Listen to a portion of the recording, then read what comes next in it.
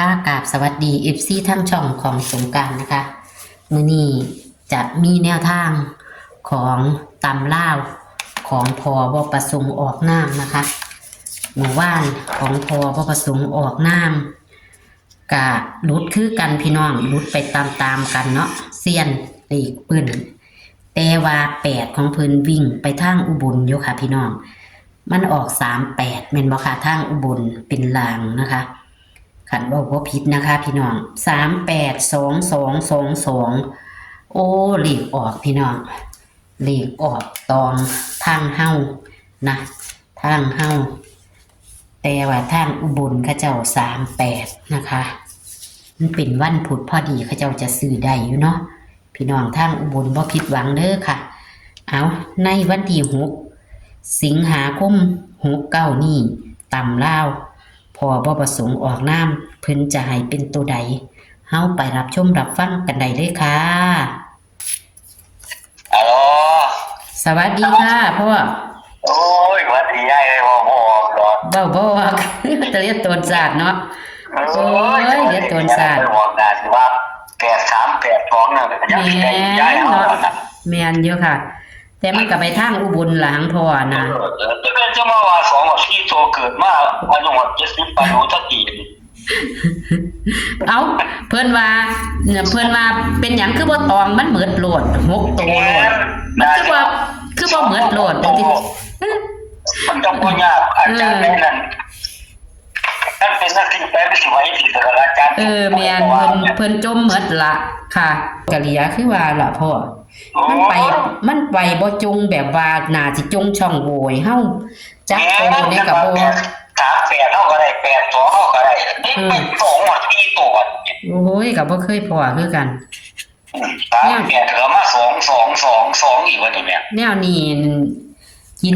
กินเป่าแบบนี้เสี้ยนแต่ละเสี้ยนย่อมเลยค่ะผู้ใดก็บ่แต่ย่อมไม่ได้เป่า4ตัวเนาะ2ทั้งบนทั้งล่างแม่ถ้าแม่นว่า382ก็โหยังสิได้อยู่เด้ล่ะค่ะแต่ก็สู้ไม่คือเก่าล่ะพ่อเอาคัดอย่าเป็นของเฮาจักมื้อจักวัน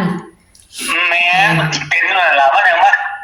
ตัดตอนไว้83มื้อนั้น82มื้อนั่นแหละว่าออกข้างหน้าไปทางอุบลนี่หังแต่ว่าหังพ่ออันไปทางอุบลอยู่แม่นวิ่ง8นี่ไปทางอุบลอยู่นี่โอ้ยน้องทางอุบลเพิ่นเอาไปวิ่งเอาเด้อค่ะพี่น้องเอ้ยไปรูดเอาเอาไม้พ่อ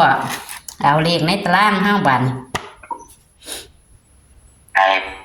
เอาเก่าหกไปออก22หมดเนาะ9966เนาะเป่าเฮาบ่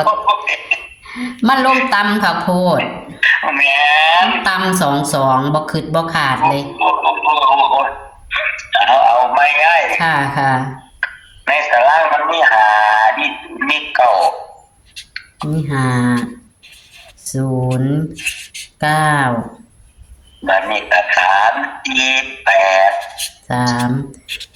4 8แล้วก็7เอา7สิไปเขียนเก่าพุ่นน่ะโอ้เป็นตาหนายล่ะหลงทีบ่ล่ะเพราะมันสิมาเก่าแล้วสิจัดค่ะไปลงเขียนเก่าทั้งที่ฟังอยู่ว่า7อยู่บันไดก็ได้เอามาก็มาตัวเลขวิ่งพอตัวใดวิ่งนั่น3กับ5ได้ง่าย3กับ5ครับมันมี3 4 5นั่นล่ะเลขวิ่งมันนั่นค่ะก็เลยเอา3กับ5ล่ะค่ะจับคู่ค่ะจับคู่มี37 39 30 37 39 30ที่พ่อ30ค่ะแล้วก็57 59 50 57 59 50แล้วก็นี่ก็47 49 40 47 49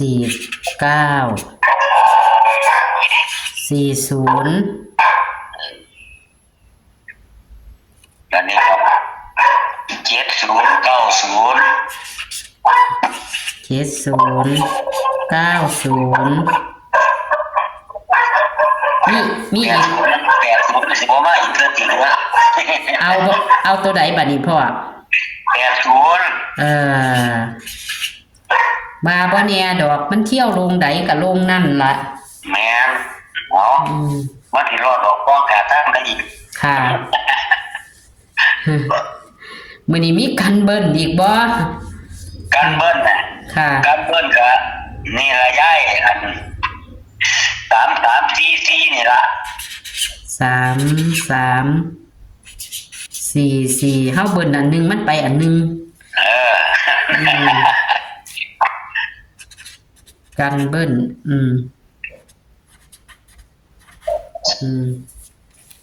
บัดนี้เลขดับ ครับ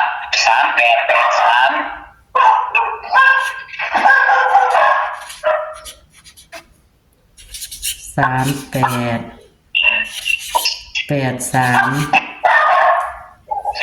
ค่ะมีตำหนิบ่พ่อ แม่นย้าย ค่ะ เอาตัวเน้นพ่อวิ่ง เน้นหลัก3กับหลักขาได้ย้าย ค่ะ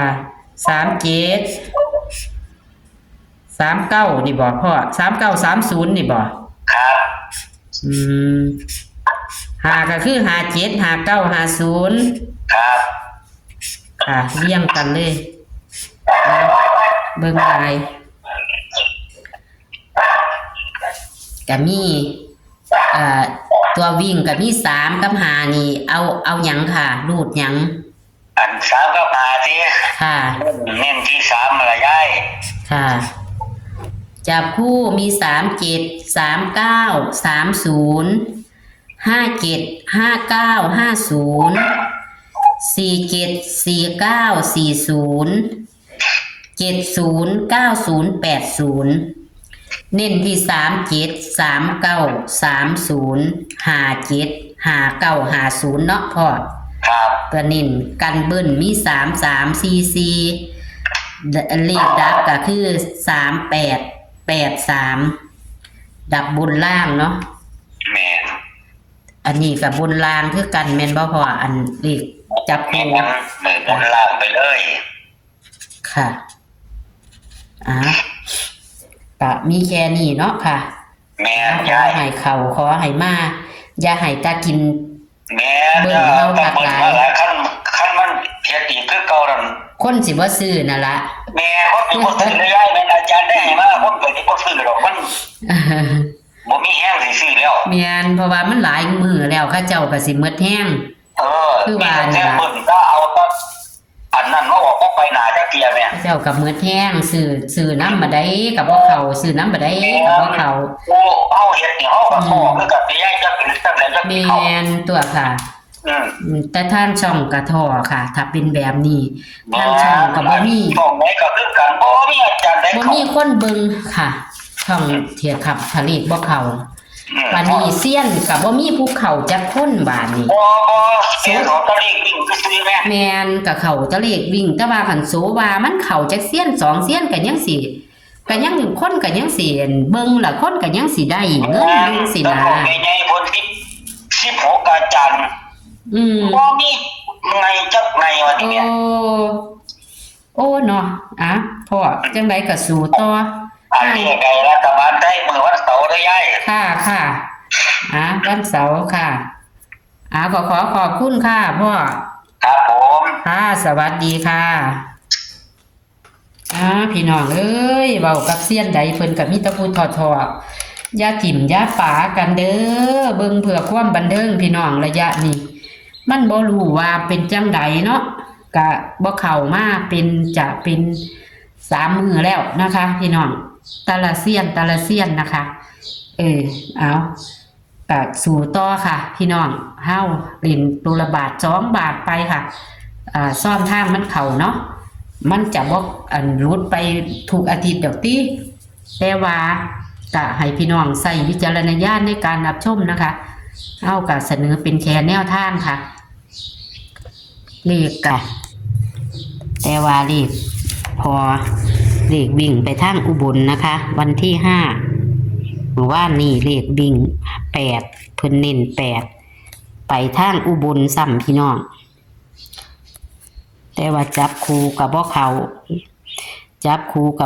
เลขในตารางกับบ่เขานี่ค่ะ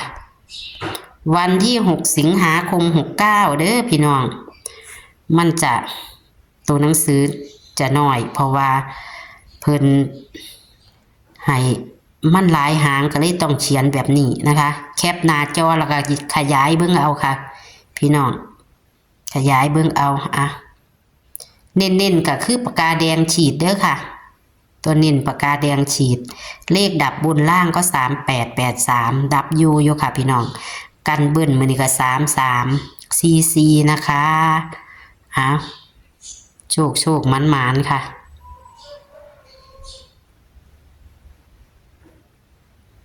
ขอขอบคุณทุกการรับชมนะคะขอให้โชคให้หมานกับพบประสงค์ออกนามตำล่าววันที่6 สิงหาคม 69วันพฤหัสนี้หรือว่ามื้อแรกนี้นะคะสวัสดีค่ะ